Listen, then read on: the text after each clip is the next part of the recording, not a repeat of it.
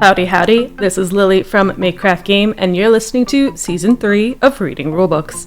If you're listening on YouTube, make sure to like, comment, and subscribe, and check out makecraftgame.com for more content. This season, I accidentally planned a ton of Knizia games, so I figured why not dive in and do a whole Knizia season. I decided that today I wanted to explore the world of art with some modern art. So let's dive right in. Components: 1 game board, 12 cards with the art of Manuel Carvalho, 15 cards with the art of Moen Martens, 14 cards with the art of Daniel Melem, 16 cards with the art of Rafael Silveira, and 13 cards with the art of Sigrid Thaler, 132 money tokens, 12 artist value tiles, 5 museum screens, and 1 hammer token auctioneer marker. Goal of the game. In the game, players take on the role of a museum that is trying to buy and sell paintings at the best price. The game is played over 4 rounds.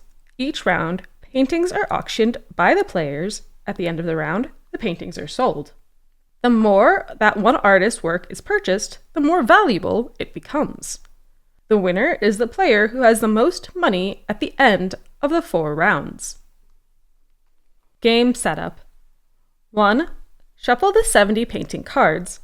Deal the cards as follows: 3 players, 10 cards, 4 players, 9 cards, 5 players, 8 cards. These cards are the paintings that will be auctioned in the first round. For now, players will just be auctioning off the paintings. Their museums do not own them yet. The remaining cards won't be used until the following rounds. 2. Choose 1 player to be the banker. The banker gives $100, $100,000 to each player. 3. Each player chooses 1 museum screen behind they will hide their money from the others. No one should know how much money the other players have until the end of the game. The youngest player receives the hammer token and begins the first auction. Gameplay.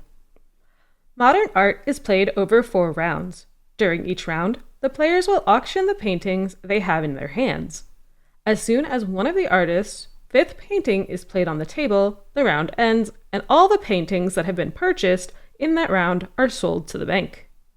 The value of a painting depends on popularity of its artists for the round. During the following rounds, the popularity may change, causing the value of an artist's painting to increase, decrease, or become worthless.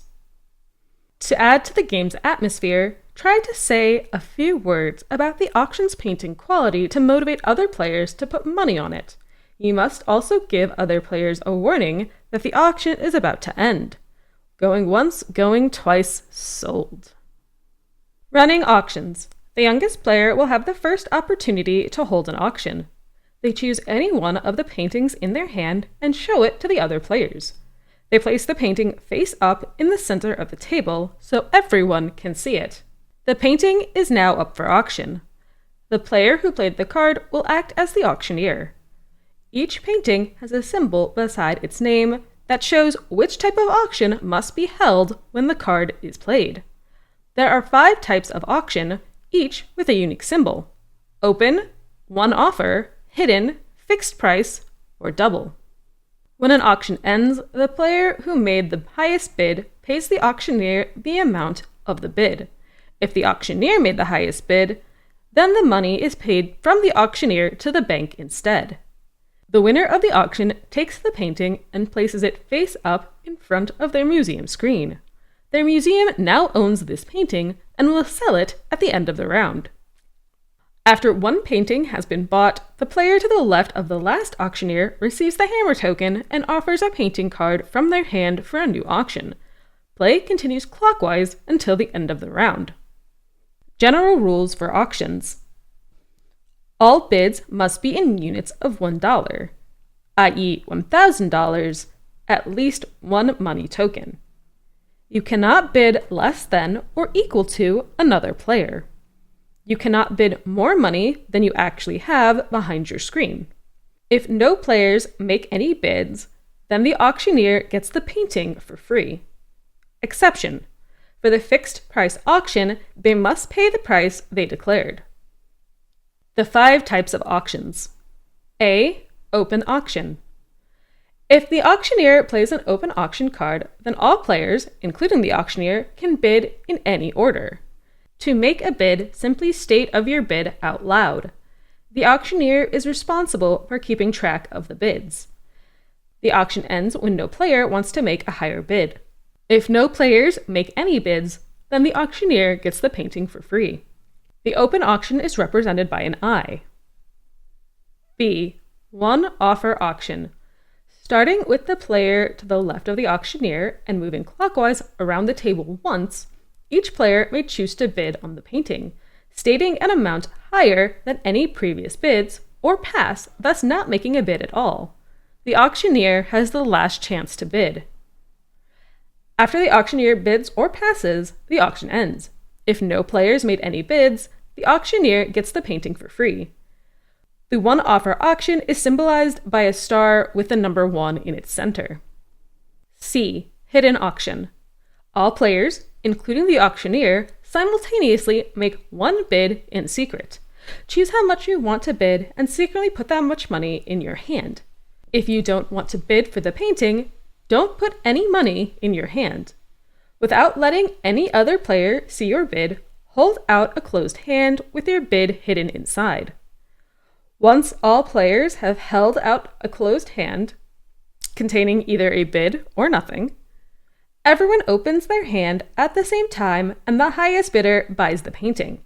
If 2 or more players tie for the highest bid, then the player closest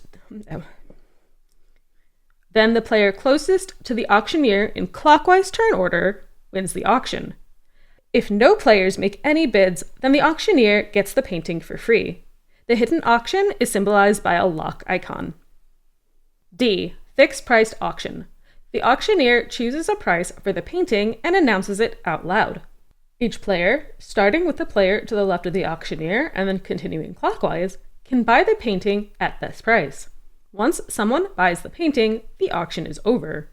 If no one buys the painting, the auctioneer must buy it for the fixed price. Notice, the auctioneer may not declare a price that is more than the amount of money they currently have. The symbol for a fixed price auction is a price tag. E. Double auction. 1. If the auctioneer plays a double auction card, they may choose to offer a second painting card. The second painting must be from the same artist, but it cannot be another double auction painting. Then, both paintings are auctioned together according to the type of auction shown on the second painting. The winner of the auction receives both paintings. 2. In the rare event that the auctioneer does not play a second painting card, or cannot play one, then the player to their left now has the opportunity to play a second painting card. Of course, this card must be from the same artist, but cannot be another double auction painting. If the player does not wish to play a second painting, or cannot, then each other player, in clockwise order around the table, has an opportunity to play one. If no other player places a second painting, then the auctioneer gets the original painting for free. But if another player plays a second painting, then that player becomes the new auctioneer. They auction the 2 cards together using the type of auction shown on the second painting, the second card played. The highest bidder buys both paintings, and the new auctioneer receives all the money.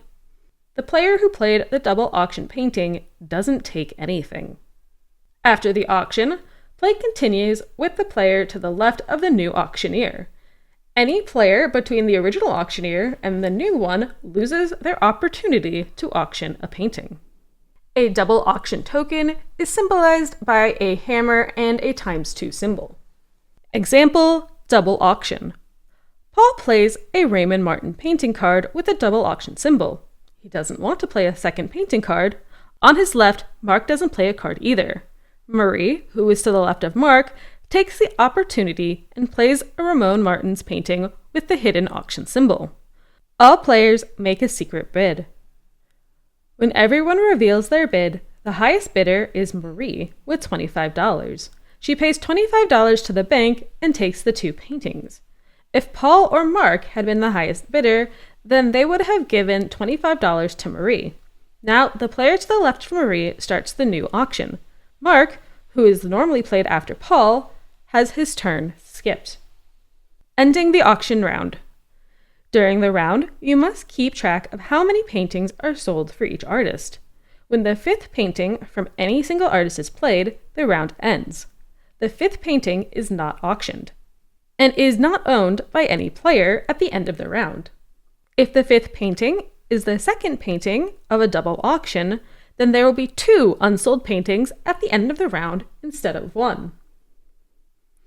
If the fifth painting is the first painting of the double auction, then the round ends and no second painting is played. Players usually have cards left in their hand at the end of the round. They keep these cards as they may be auctioned off in later rounds. Selling to the bank. First, count the number of paintings played for each artist during the round. Be sure to include any paintings that were played to the end of the round, even though they were never sold. Determine which artist sold the first, second, and third most paintings this round. These rankings will determine the value of the artist's work. If there were fewer than 3 artists who sold paintings this round, then only rank the artists whose paintings were auctioned. If 2 or more artists have the same number of sold paintings, the artist who is closer to the left side of the game board, the closest to Manuel, is ranked higher. The artist's ranking determines the value of each of the artist's paintings according to this chart. First, $30, second, $20, third, $10, all others, nothing. Place an artist value tile on the game board beneath the name of the artist. There are 4 rows of spaces on the board, 1 for each round. For each of the artists who were ranked in the top 3 this round, put the appropriate tile, 30, 20, or 10, in their column, in the row corresponding to the round. These tiles remain on the board for the entire game and can increase the value of that artist's paintings in future rounds. Once the values have been marked on the board, players must sell all their paintings they purchased in the auction that round, even if a painting is worth nothing. The tile in that artist's column determines how much money the player earns when they sell the painting at the end of the first round. Once players have received money for their paintings, all the paintings they bought that round are discarded, even if they are worth nothing. Ownership of paintings is never carried over from one round to the next. Cards in players' hands are not discarded between rounds. The following auction rounds. After the paintings are sold and discarded, a new round begins. First, deal each player new cards from the deck of unused cards. The number of cards is determined by the number of players and which round is about to begin. At 3 players, the first round is 10, second round is 6, third round is 6, and 0 for the fourth round. At 4 players, the first round is 9, 4 for the second round, 4 for the third round, and 0 for the fourth round. For 5 players, the first round is 8, the second round is 3, the third round is 3, and the fourth round is 0. The new paintings are added to any cards remaining in the player's hands from the previous round. After dealing the new cards, another round begins. Play then continues with the player to the left of the auctioneer who played the last painting in the previous round, the painting that was not auctioned. Auctions are conducted exactly the same way in all rounds. The value of paintings by popular artists can increase in later rounds. When an artist is one of the top 3 in a round, any paintings from that artist are worth the total value of all artist value tiles in that artist's column. Paintings by artists who do not rank in the top 3 are still worthless, even if they have artist value tiles from previous rounds. Running out of cards. If a player runs out of cards during a round, they cannot auction any more paintings until they get new cards between rounds. They may still bid on paintings put up for auction by other players. If all players run out of cards before the end of the 4th round, then that round ends when the final painting card is played. The final painting is not auctioned off and is not owned by anyone. Determine the value of each artist based on the number of paintings that were actually offered, including the final painting, and pay everyone for the paintings they own. Then the game ends. Example: value of Rafael Silveira. First round. Rafael Silveira does very well in the first round. His paintings are worth $30 each this round. Each Rafael Silveira painting bought by a player in the round is sold to the bank for $30. Thus, a player with 2 paintings gets $60. Second round. Rafael Silveira does not do so well, but finishes in 3rd place. This round, his value is 10, but since he did so well in the previous round, his paintings are worth 40. 10 for being in 3rd place this round, and 30 for being 1st place in the previous round. Third round. This was a bad round for Rafael Silveira. All his paintings are worth nothing this round, despite the 30 and 10 artist value tiles on the board. Fourth round. Rafael Silveira comes back and finishes in 2nd place in the final round. His paintings are worth $60, 20 for this last round, 10 for the 2nd round, and 30 for the 1st.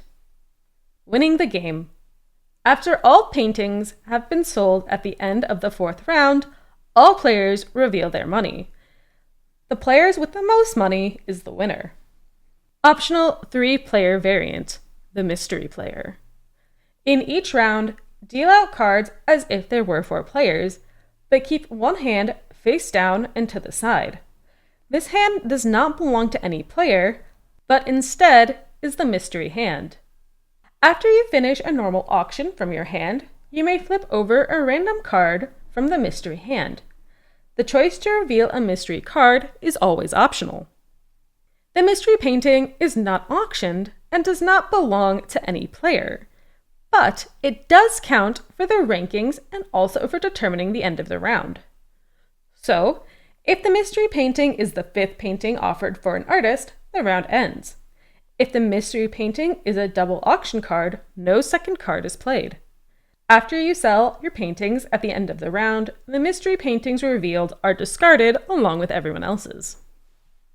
This rulebook was only actually 4 pages, but it is 20 pages because we also have the art book to show off the artist's work, as well as a quick blurb about them.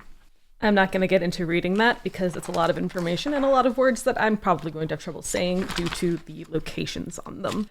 But anyway, going to the back of the rulebook for modern art, there is a quick overview of the game, the auction, how it kind of runs, the types of auctions, end of a season rules, general rules, and game end rules. So it's got a good game summary on the back for you, just in case you need to reference anything. And that's the rulebook for modern art. Now, I've got one major complaint about this rulebook. The spacing is really weird. Like, okay, I know that they're trying to do their best to fit within the spaces that they have, which is fine.